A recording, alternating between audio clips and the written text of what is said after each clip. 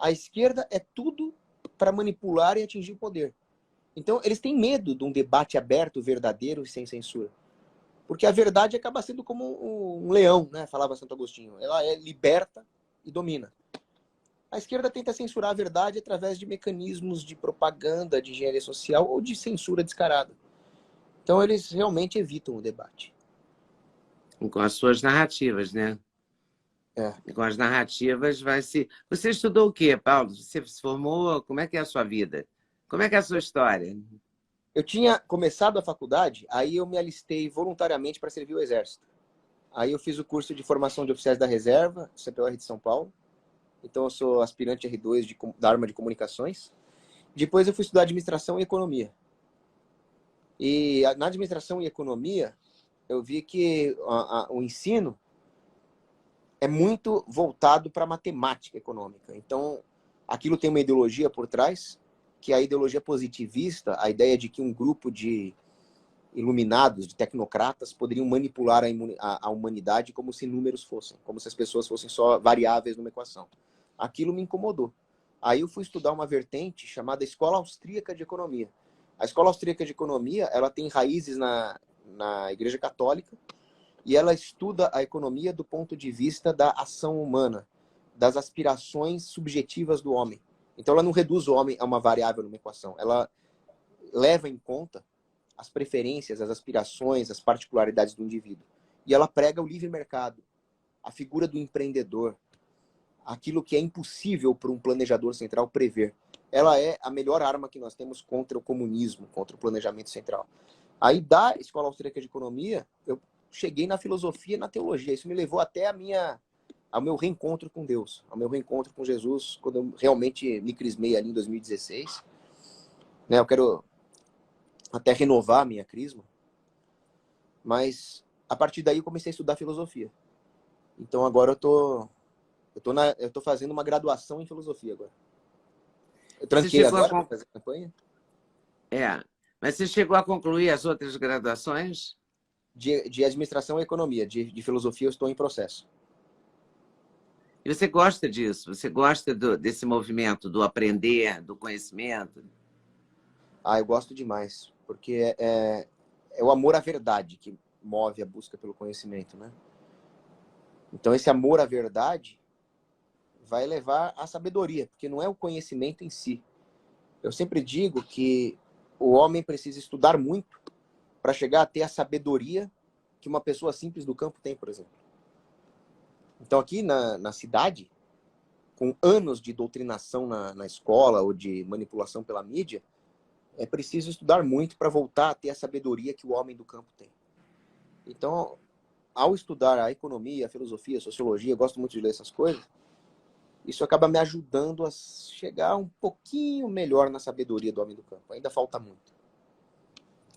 E quando você disse que fez as pazes, quer dizer, de certa forma se reencontrou com a fé, com a igreja, com o catolicismo, você um dia tinha negado, você nasceu numa família católica, como é a sua relação com a fé?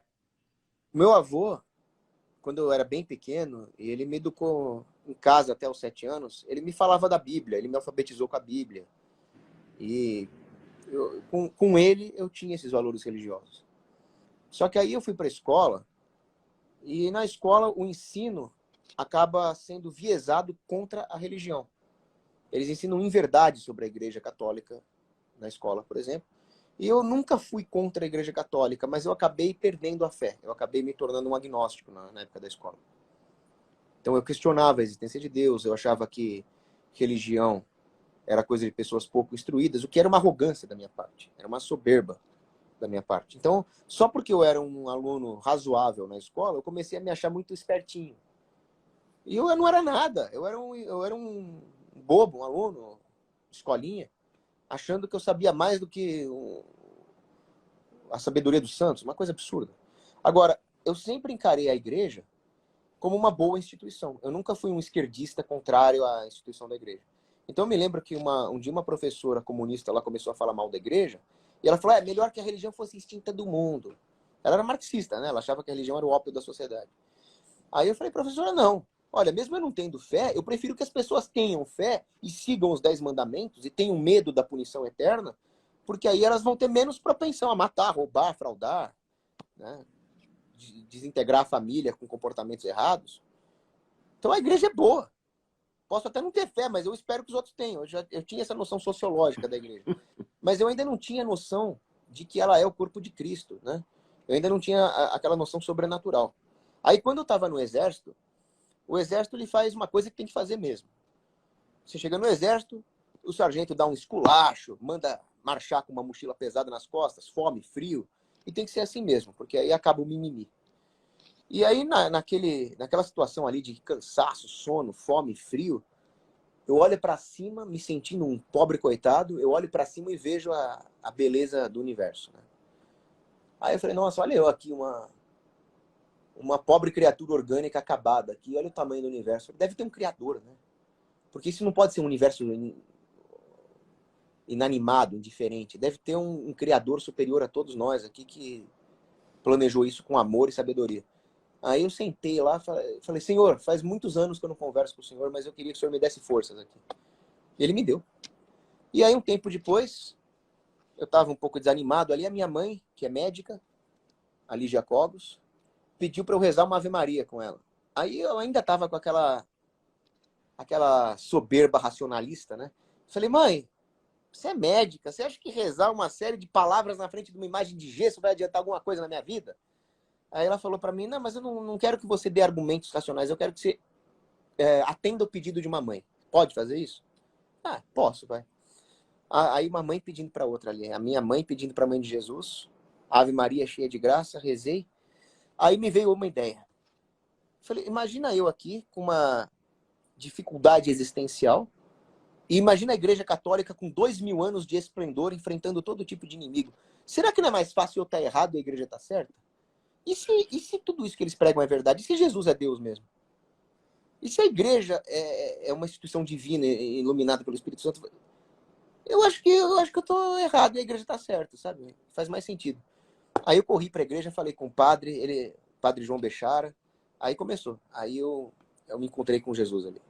Aí ele realmente tem me ajudado muito. E é sempre com essa simplicidade que você vai se colocando, é isso?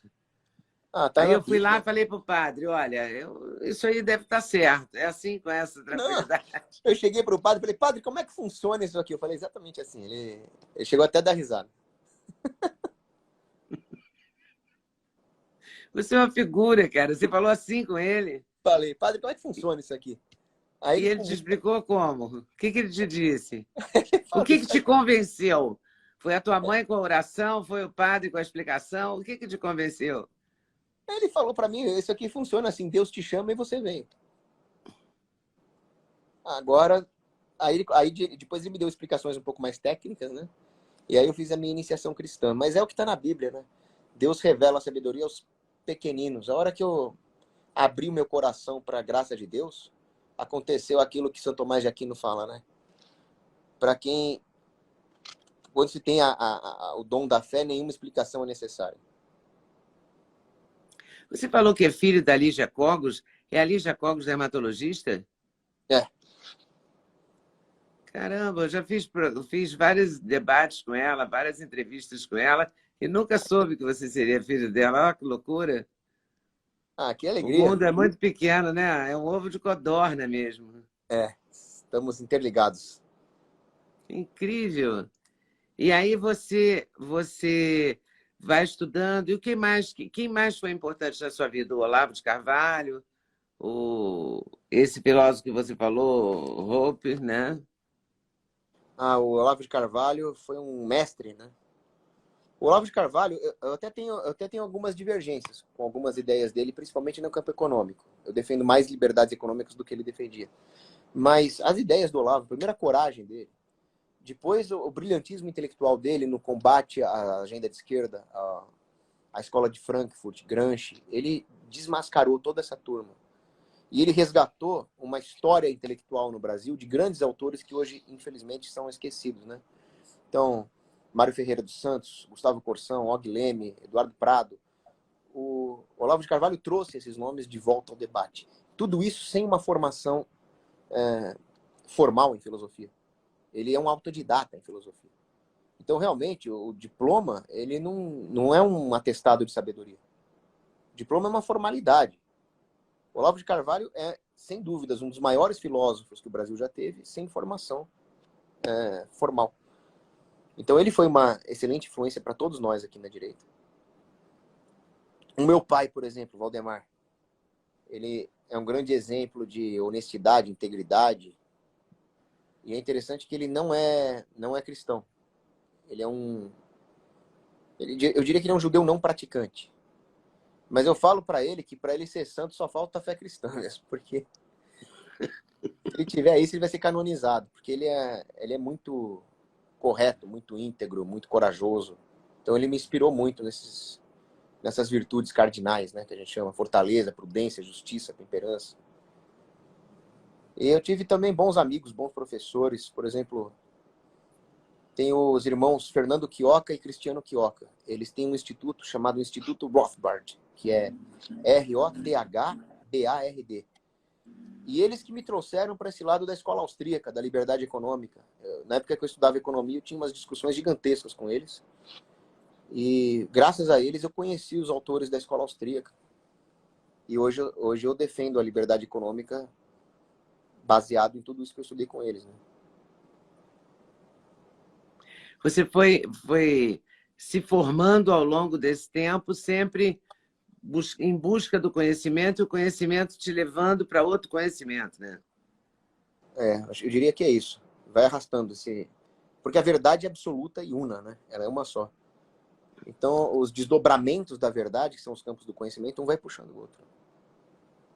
Você acha que o brasileiro, de modo geral, é um empreendedor nato? Ele tem essa característica? Não é porque a gente olha as pessoas, elas têm uma barraquinha, de repente, né, de comida, ela faz doce, ela é manicure, ela vai inventando, né? O brasileiro inventa um jeito de sobreviver, né? Das mais diferentes formas. A comida é uma coisa muito que dá alimento, alimenta muita gente e é uma base de empreendedorismo, assim, mais simples, né? Eu morei muitos anos, 40 anos no Rio, em frente à Rocinha. Tem tudo na Rocinha. Tem rigorosamente tudo.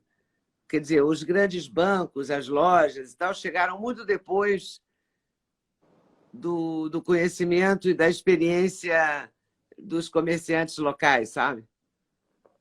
Isso é uma das nossas melhores características, né?